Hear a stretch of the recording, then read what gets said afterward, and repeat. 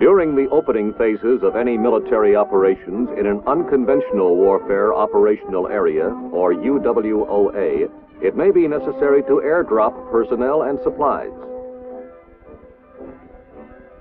But as operations expand and the guerrilla forces control most terrain and recruit more partisan fighters,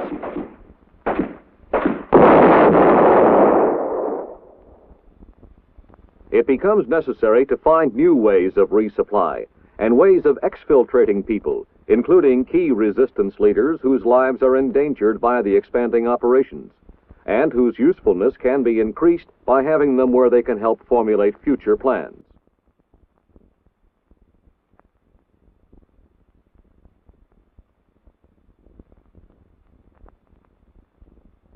The skyhook method could be used to exfiltrate these men.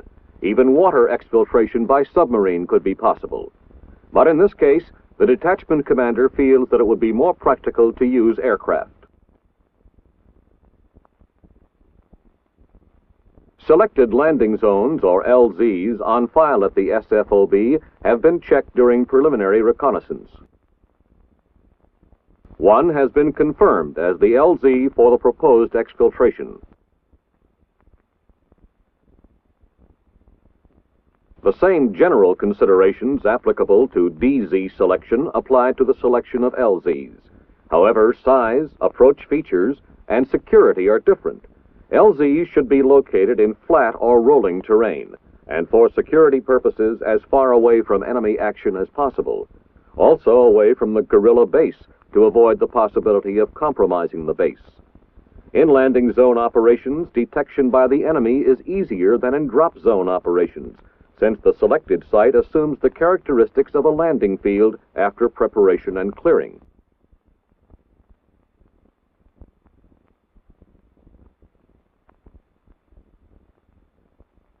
The surface must be level and free of obstructions, such as ditches, deep ruts, logs, fences, hedges, shrubbery, or grass over 18 inches high. The subsoil must be firm to a depth of 2 feet, otherwise it will not support the aircraft. An improvised technique for checking subsoil firmness is to carry a man piggyback the length and width of the LZ. If the carrier sinks deeper than the thickness of the soles of his shoes, the ground may be considered too soft.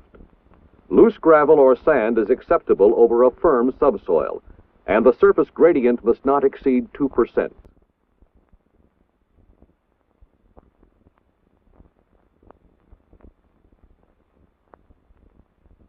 For day operations of light aircraft, the LZ size should be 1,000 feet long, with a 10% safety factor added to each end, and 50 feet wide. For light aircraft night operations, the runway is widened to 75 feet for additional safety.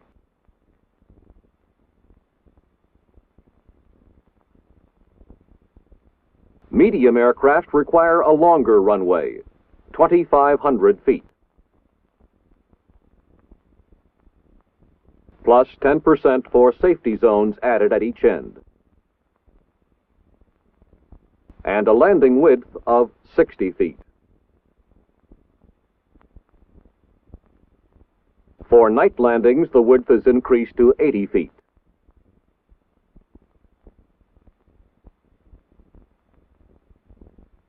To allow for wing clearance, all runways for light or medium aircraft should have 25-foot strips along both sides of the runway cleared to within 3 feet of the ground.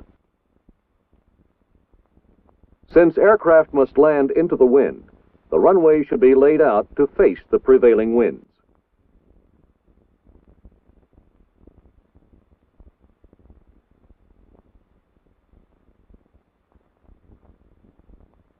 one approach landing zones, a sufficiently cleared area must exist to permit a level 180 degrees turn to either side of the landing zone, within a radius of 2 nautical miles for medium aircraft, like the C-123, or 1 nautical mile for light aircraft and special light aircraft like the U-10.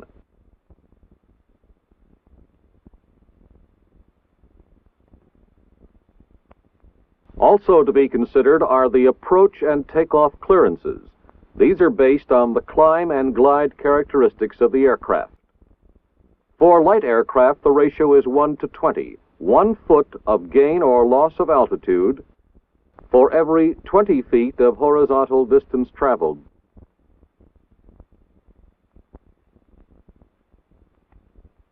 Since our present missions will mostly concern resupply of the partisan forces, we are interested in medium aircraft characteristics. The climb-glide ratio for this type of aircraft is 1 to 40. All heights of obstacles are computed from the level of the landing zone. Distances are computed from the nearest end of the landing zone. Approach clearances from the approach end of the zone, and takeoff clearances from the takeoff end.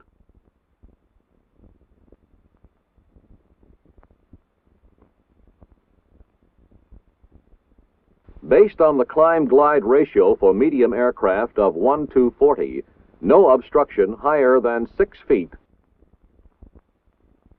and closer than 240 feet is permitted.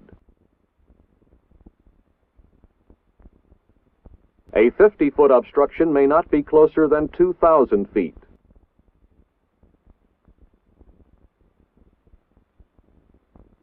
And a 500-foot obstruction may not be closer than 4 nautical miles.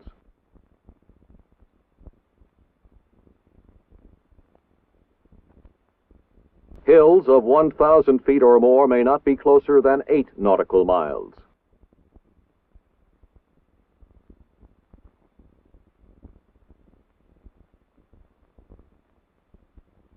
Having determined that the selected LZ is best for their purpose, the commander will send the required information to the Special Forces operational base.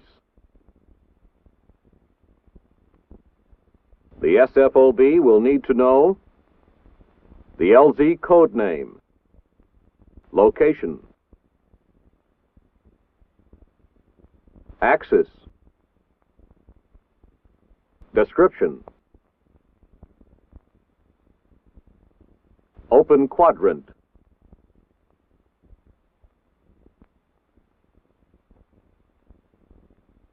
track, obstacles, reference points,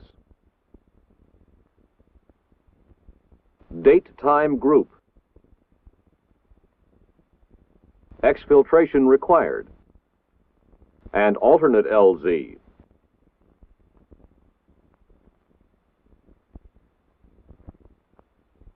While awaiting confirmation from the SFOB, the commander briefs the command and marking parties in placement of markers. The pattern outlining the limits of the runway consists of 7 marker stations.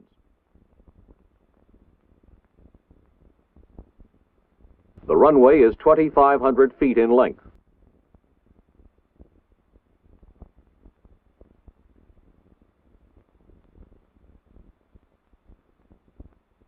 The downwind end of the LZ is marked by stations A and B, which are positioned so as to allow the 10% safety factor.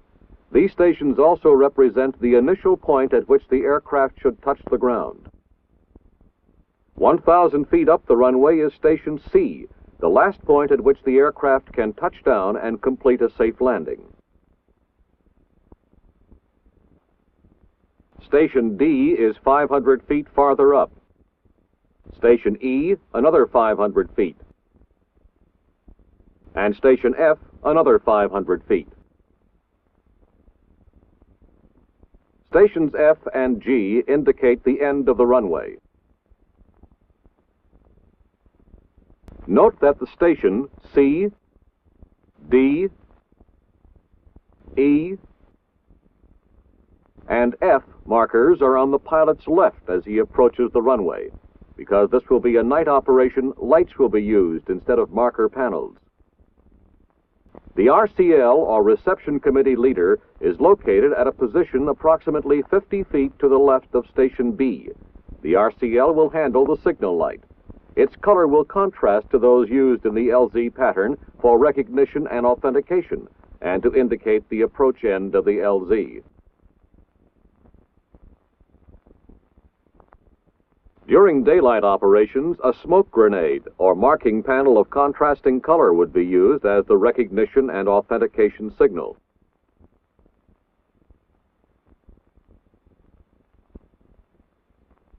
The SFOB, having received the LZ request of the detachment commander, has completed coordination with the Air Force. The Air Force has the responsibility of flying the mission.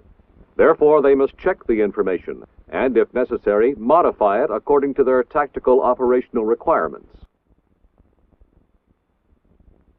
This revised data will be passed on to the SFOB, which will transmit a confirmation message to the detachment.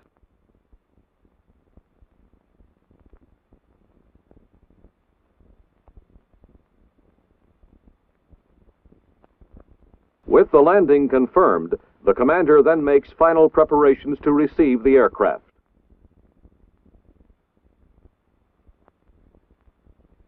The RCL, the marking party, and the exfiltrators arrive at the LZ, which the surveillance teams and advanced security forces have already checked for enemy activity.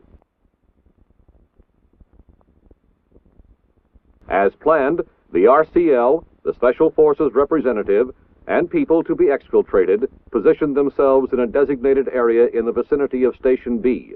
This is the point at which the plane will stop to unload and load.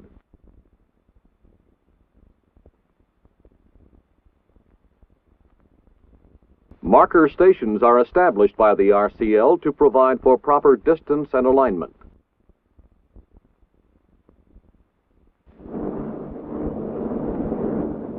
It's almost impossible to hide from the enemy.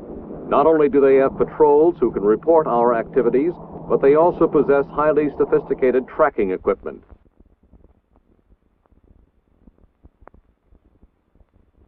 At enemy headquarters, a look at the map indicates the enemy knows the track of the aircraft.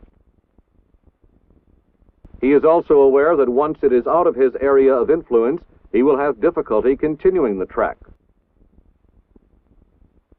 Since he is unaware this is a landing operation, he tries to cover the possible drop zones that might be used.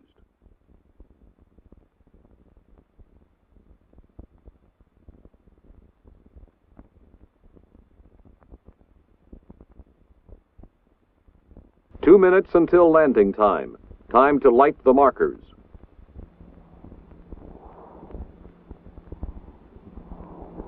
The markers will remain lit for a period of 4 minutes, or until the aircraft completes its landing.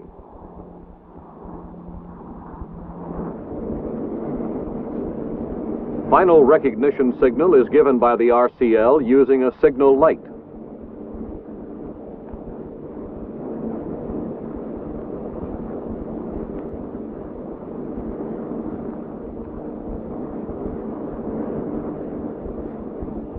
The pilot, recognizing the correct signal, enters his final approach.